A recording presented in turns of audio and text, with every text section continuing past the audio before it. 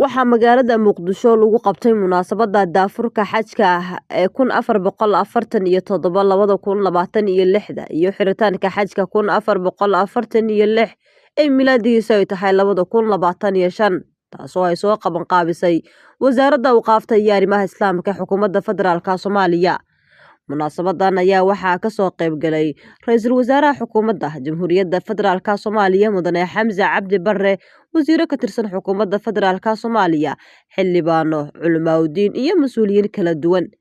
intii lagu guda jiray munaasabada waxaa lagu soo bandhigay waxqabadkii xajka sanadkii 1446 ee milaadigu ay tahay 2025 gunaanadka sanadkan,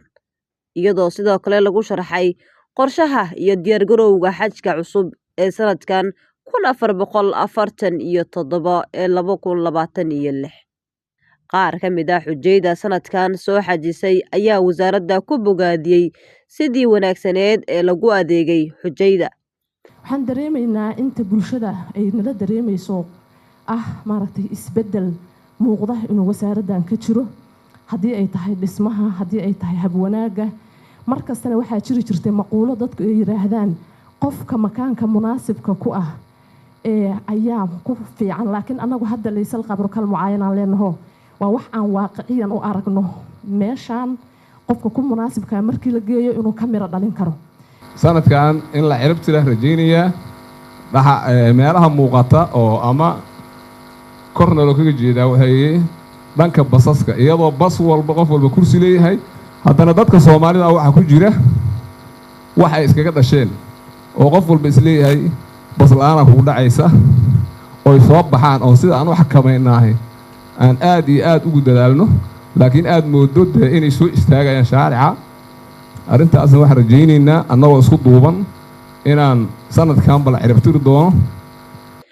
wasiirka wasaaradda awqaafta iyo arrimaha islaamka xukuumadda Soomaaliya Sheekh Mukhtaar Roobo Cali Masuur ayaa sheegay in sanadkan qiimaha xajka la dhimay si loo fududeeyo gudashada acmaasha xajka Soomaaliyeed. qiimaha insha Allah ta'ala aan isleenahay xajku wuu noqon doonaa waxa weeye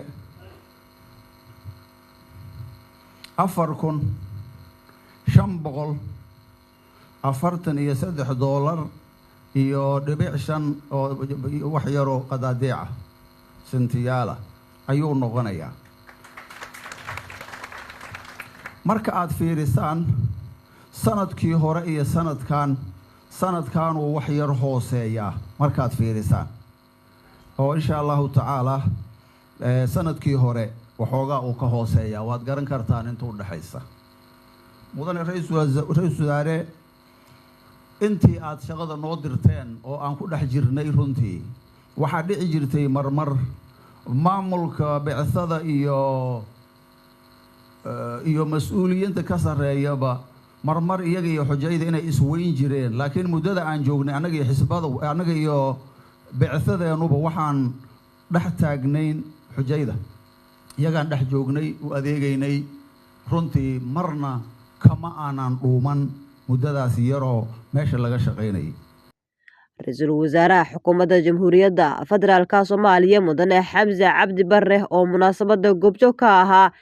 ayaa sheegay in xukuumadda dan qaran ay horumar ballaaran ka samaysay hufnaanta adeega xajka, isla markaana ay guul weyn u tahay qaranka Soomaaliyeed in kaalmaha hore uu ka galay dalalka sida wanaagsan ugu adeegay dadkooda, isagoo bogaadiyey wasaaradda awqaafta oo dhinacyada masalan horumarinta adeega xajka, dhinaca sicirka oo hadda aad arkayseen sida uu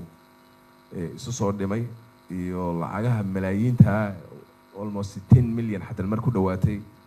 oo dadka Soomaaliyeed jeebkooda dib loogu celiyay, iyo guusha weyn oo runtii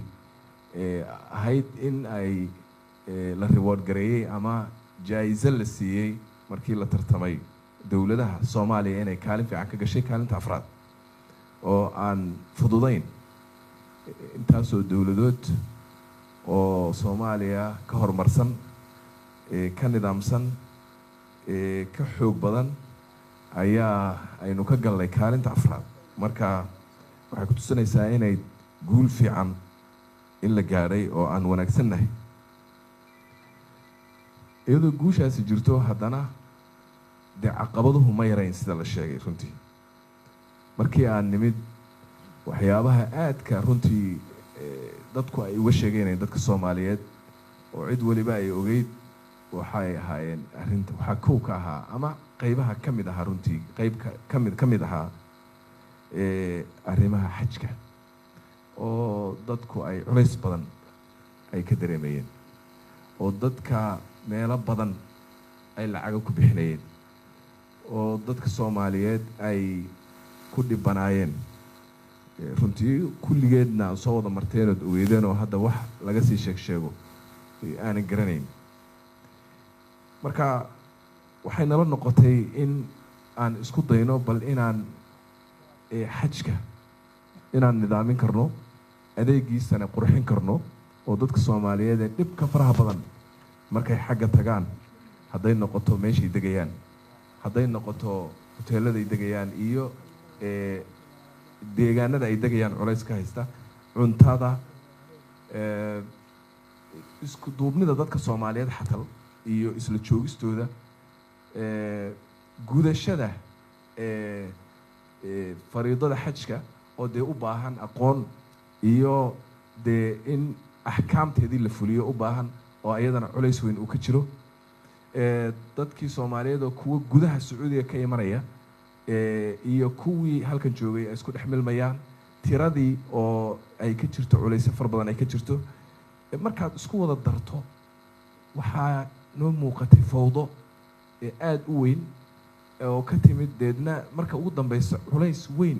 oo dhaqaale oo waqti oo maxaan ku dhahaa dhinaca xataa caafimaadka dadka culays weyn ku ah marka